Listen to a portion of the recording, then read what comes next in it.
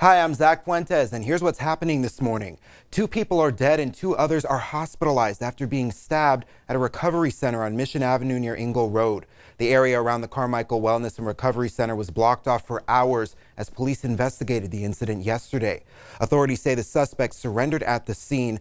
A sheriff's office spokesperson says the man was familiar to the area, but investigators don't yet know how he was connected to the wellness center. 3 people have been hospitalized after a crash in Dixon. An Amazon semi-truck smashed through the center divide and crashed into oncoming traffic. Several cars and big rigs were hit. I-80 was shut down while the road was cleared. And now for a check of the weather, here's Carly Gomez. Good Saturday. We do expect to see some sunshine today, but we will see increasing cloud coverage later on this afternoon, all due to this low pressure system here.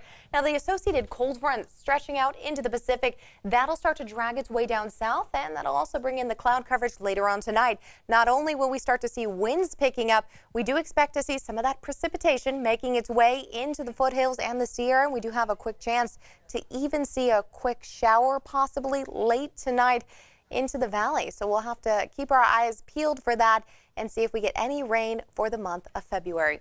Okay, so as we look ahead here, we will start to see a little bit of that precipitation near Yosemite by 3:30 p.m. Otherwise, it's not really coming in until 6:30 p.m. for the High Sierra. And take a look at Fairfield, a quick little shower there.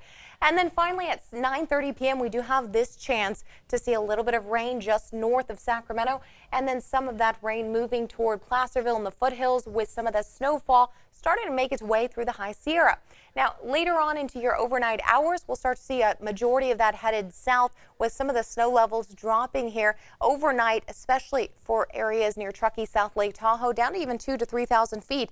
The problem with that, though, is we aren't seeing any precipitation in the areas of Truckee and South Lake Tahoe to bring some of that snowfall at that time.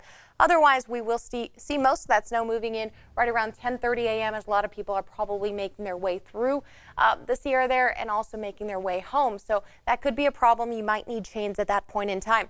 Most of this now leaving as we start moving into the overnight hours, and by Monday, 7:30 a.m., everything is clear. Now, the wind's going to also be an issue for you on Sunday. We'll start to see winds picking up first for the High Sierra and also the coastal range. You'll see it anywhere about 20 miles per hour. Meanwhile, it'll be light breeze for Saturday before we start seeing it really picking up on Sunday. So Sunday, 5 a.m., everything's still rather calm to light. And finally, as we start to get to the afternoon hours, take a look here. You can see 20-mile-per-hour winds, even as high as even 30 miles per hour for some spots approaching really the coastal range. And then the Sierra also looking at some strong winds. Things will start to die down really as we get into Monday, but still lingering effects here. You can see the winds are going to continue through the night hours. And finally, it isn't going to be until at least Monday mid-morning lunchtime hour that we start to see things slow down just a bit, around 10 miles per hour.